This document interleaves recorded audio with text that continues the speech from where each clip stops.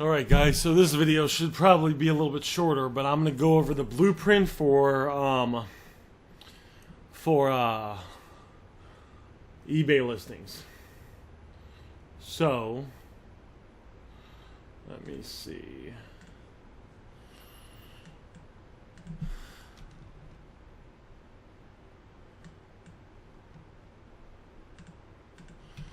So what you want to do is once you get an item and you're ready to list it, you want to go to eBay and type in the item. So let's say S7 Edge Crack Sprint Bad ESN. And then I always go to sold listings on the left. You guys see where I got that? Sold listings is right here on the left. Well, you guys should already know how to do that. So I'm going to find one that's the same one. So let's say I just got, well, let's do this.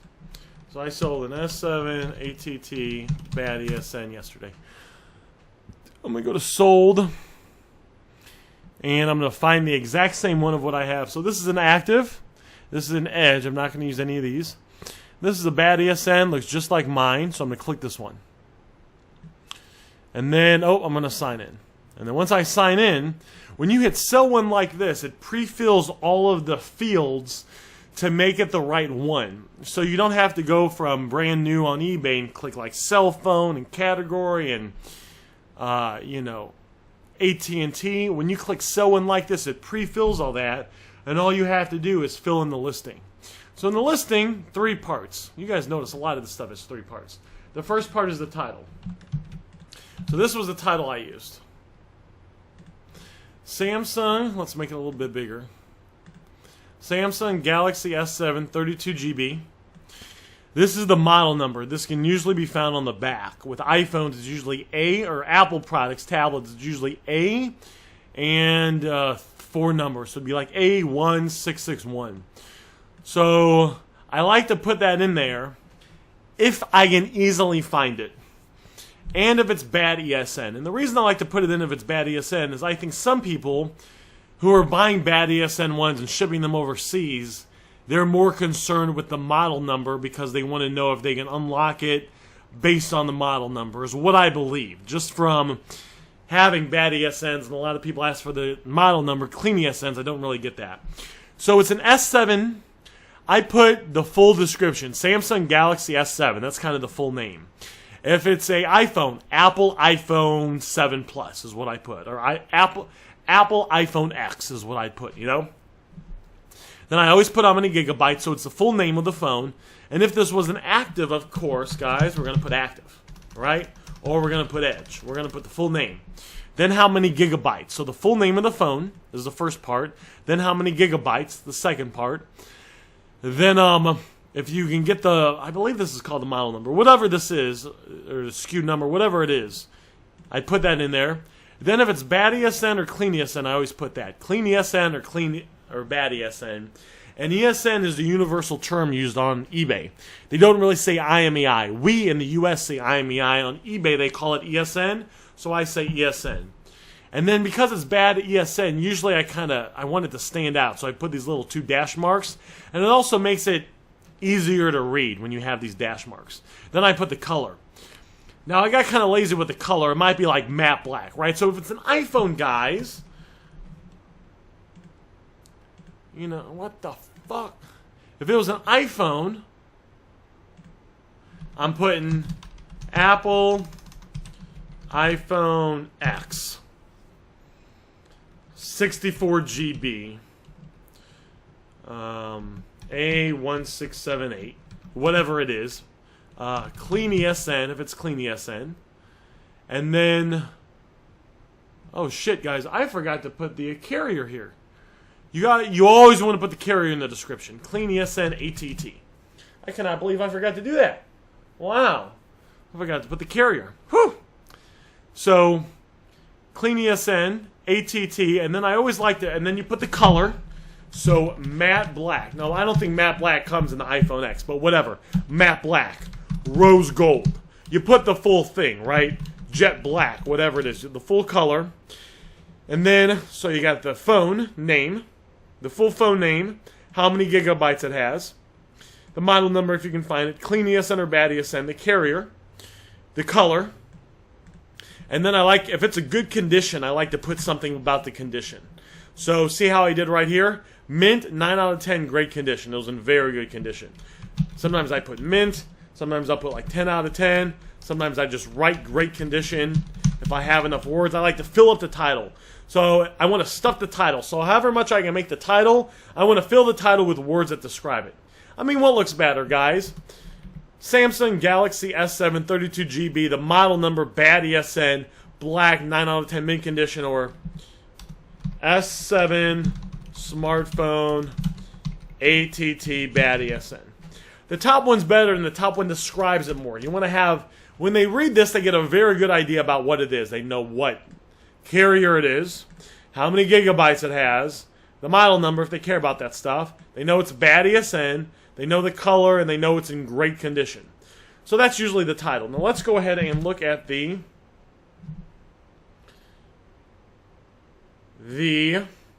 description. Oh, and then there has a little thing when you hit, if it's bad ESN, you always do parts, and bad ESN is always parts for not working, or whatever. It's like parts and not working.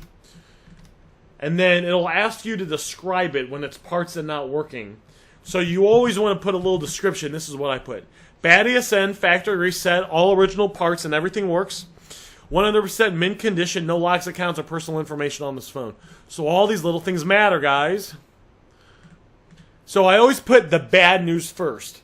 If it's bad ESN, I put bad ESN. If it's bad ESN and crack screen, I put bad ESN and crack screen.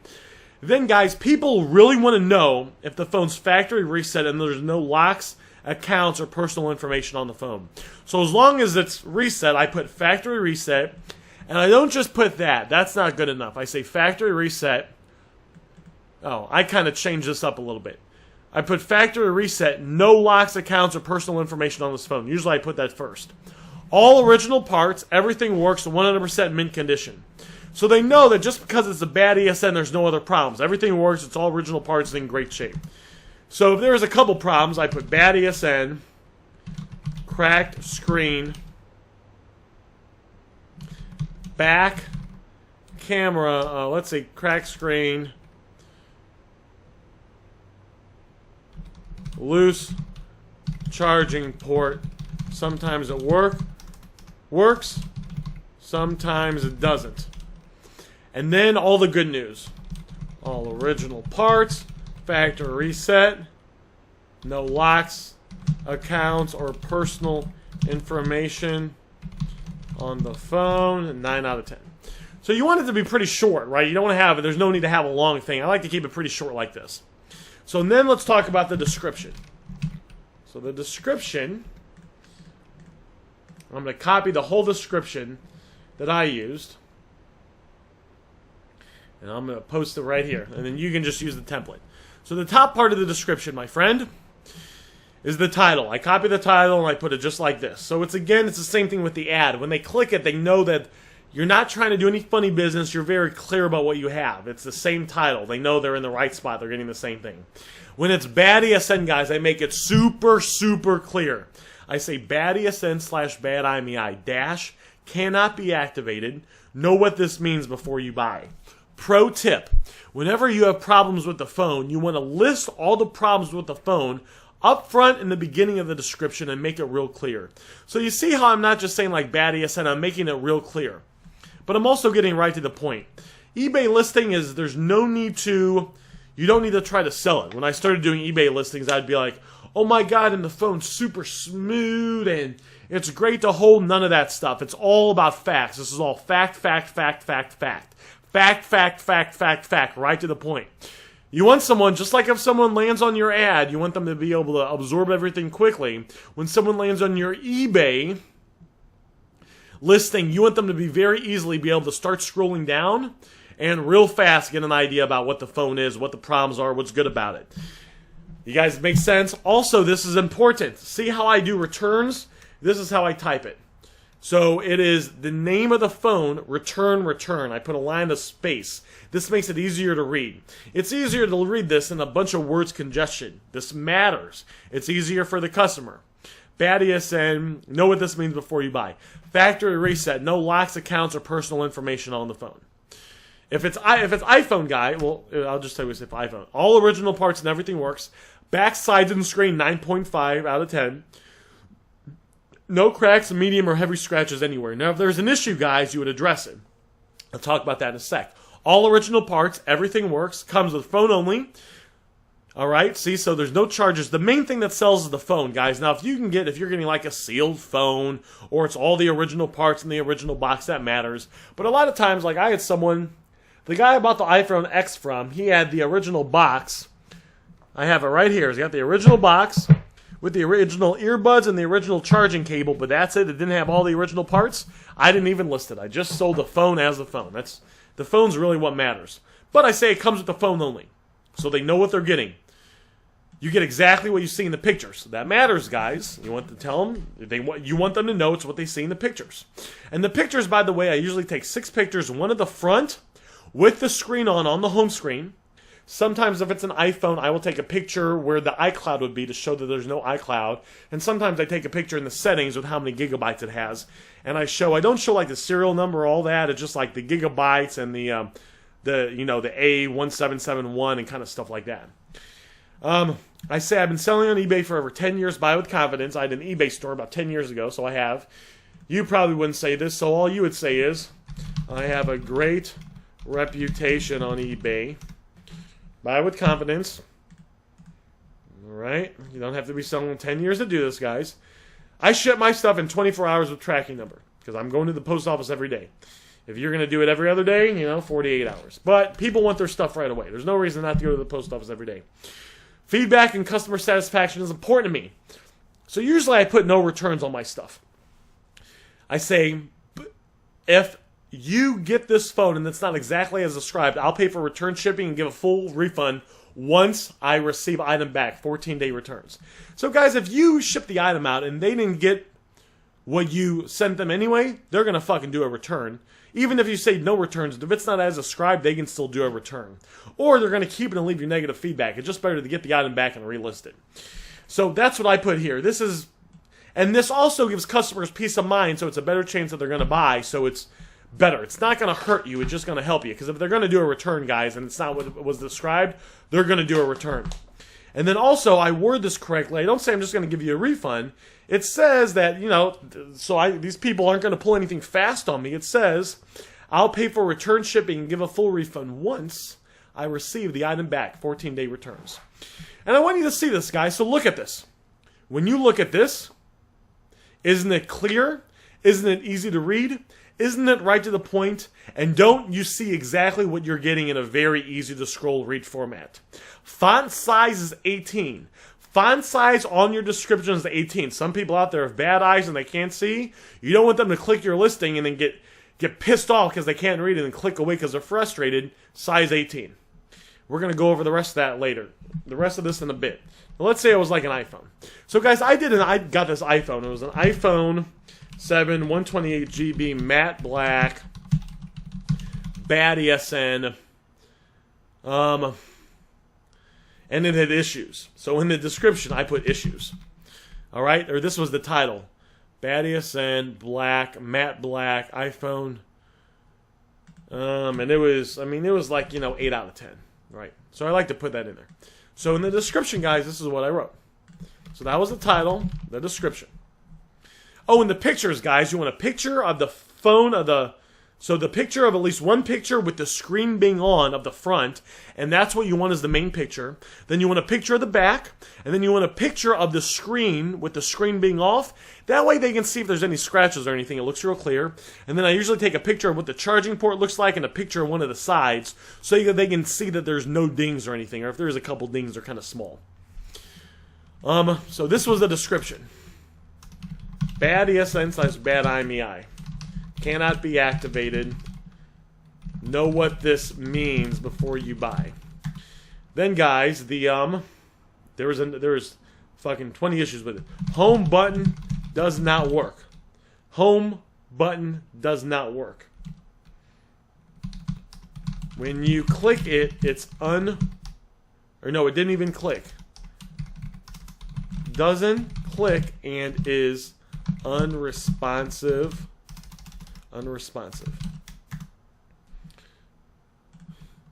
and can't be used. Guys, if you have phones that have problems and you tried to hide the fact that there's problems, the customer's going to get it, then they're going to return it. That's why you're open. Now, I'm not making a big deal about it and talking too much, but I'm explaining the issue clearly. Touch ID does not work. Return. Touch ID does not work. There is something else. There is like a bunch of problems. Oh, not the original home screen. LCD might not be the original one either. LCD and digitizer work fine.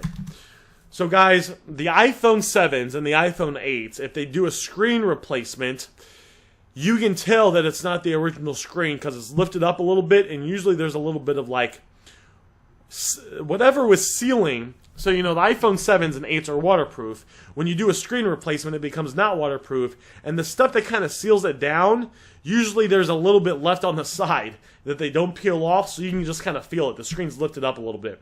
And if they do a screen replacement, guys, and this is only something I know from listing the items and getting returns and then learning, if it's not the original screen, it might not be the original LCD either, and there's no real way to tell unless you, like, open up the device, and I never do that. I just buy the phone as is and sell it. I never fix them up or anything. Not the original home screen, dash. LCD might not be the original one either. Just because I know that when you replace the screen, they might replace the original LCD, and some people might care about that, so I put that in there. Then I put LCD and digitizer work fine. That means it responds to touch fine. There's no lines or inks or anything like that. So, and it's important to put this so they know that besides these problems, the rest of it, the LCD and the digitizer are all fine. Oh, the two screws at the bottom that hold the screen to the phone are not there either. So like when you do a screen replacement, so usually guys, if the Touch ID doesn't work, usually that means the screen replacement is done. So when he said, guys, the Touch ID didn't work, and well, he said the home button didn't work. So because the home button didn't work, the only way, like the only real way that happens is when someone does a screen replacement. That's like the most common, 99% of the time. So I knew it wasn't the original screen, so I quoted that accordingly. People pay a little bit less if it's not the original screen, but I quoted it accordingly, so it was okay. Or not work either. And I think this was all the problems. After this, guys, so I listed all the problems. See, guys, look. Problem, problem, problem, problem, problem. But then, everything else is in good working order. Everything else is in good working order and works how it should. Factory reset.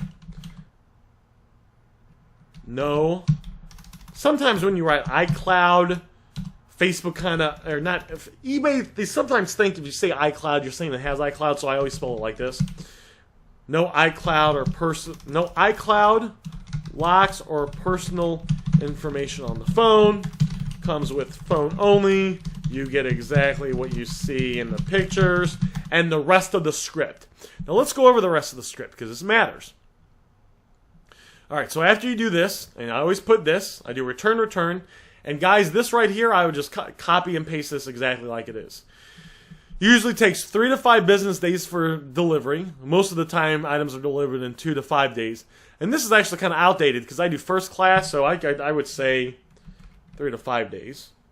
I'd probably say 2 to 4. Just to be safe, 2 to 4 days. If you're doing first class and you're shipping it every day, you say like this. Shipping is within the continental 48 U.S. states only. No international shipping. I don't do any international shipping, guys. No shipping to Alaska, Hawaii, all these places. No shipping to Canada or Mexico. No shipping to IPO, FPO, or PDO. Now, some of this stuff might work, guys, but when I learned some of this stuff a while ago, I just learned to avoid all this. To make sure you stay safe, so it's what I do, and it's working fine for me. I mean, you could look into it, you know, but I mean, it's fine for me, guys. Fucking done over 40 grand in the last 31 days, so, you know, it's not like it's a big deal. I say don't offer local pickup or combined shipping. We do offer express shipping option. Please send us a message for a quote. So every now and then you'll get someone that wants to pay more. Very rare, but I do get that. When the tracking number is available, your order will be updated and you'll receive an automatic email. Now, you guys see this? You kind of see everything that I'm doing. Everything that I'm doing is real kind of straight. It's all about the business, and it's also very clear, right to the point, and easy to understand. The ads, the text messages that I send out, the thing for the eBay listing. It's all clear. It's right to the point. I'm not like repeating myself like some people do. It's just all business. Shipping address. If your shipping address is different than your PayPal address, please add the shipping address to your authorized addresses in your PayPal account. We can only ship to authorized PayPal address. Okay, this is important. You only ship to authorized PayPal addresses. Oh, give me one sec, guys. Nope, I thought I had some money coming in, guys. You guys know there's nothing I like than getting some money. Oh, okay, So eBay protects buyers, as you may or may not know. When you are a buyer, nope, you're a seller. Sorry. eBay protects sellers. So I had a guy said he didn't get my item, and he tried to make it seem like he was hinting that he wanted me to like refund his money or try to do something. And because I shipped it to his PayPal verified address, and it showed that it shipped, I called PayPal or eBay, and they said if a case was opened up, it would be cited in my favor. And then once I told him that, all of a sudden he magically found the item. Most guys on eBay are legit guys, but you want to protect yourself, so you only ship to PayPal verified addresses. And when an item sells and you go into the back office of eBay, and it will say like print a shipping label and it will have the customer's address, that's their verified PayPal address. Send it to that one. But if they ever send you an email or a message and they're like, hey, can you ship it here? Don't ship it there unless they change it and they verify it in PayPal. You understand that, guys? It's important. Now, I never get any messages about people asking for me to send it to a different address because I have it very clearly stated here. And they know about my business. Usually what they would do is it's kind of like a scam. They would send you an email and say, hey, could you send it to this address? And you send it there, and then they say they didn't get it. And you say, well, yeah, I did. And then they open up a case against you. And because you didn't say it to a verified PayPal address, you lose the case. So just be aware of that, guys. Makes sense? We on the same page? But you put this in there, so you're basically telling the buyer, and you say you don't ship to all these places, so you're basically telling the buyer, hey, I know what's up. I'm a smooth guy. PayPal only plays is your best protection as a buyer. On the eBay listing, too, there's a place you can put. In the eBay listing, there's a thing you can check that says require, I only do buy it now. So I only do buy it now. And there's a little thing you can check that says, right next to buy it now, that says require immediate payment. When you check that, they can only buy the item if they pay right away. If they don't pay right away, they can't buy it. So if you don't check this, right, you might have someone that buys it and then you're waiting on them to pay it. Or they decide not to pay it, and then you got to relist it, and it's a pain. Every single time, 100% of the time, without fail, I always do buy it now. And I never do like buy it now or best offer. It's always straight buy it now. And it's always require immediate payment. That's the format. Copy the blueprint, guys. And what I recommend is, to be honest with you, is just copying this for what you're doing and just swapping out what you're doing. All this is worded really, really well and really clear. No reason to reinvent the wheel. Just take what I'm doing and use it yourself.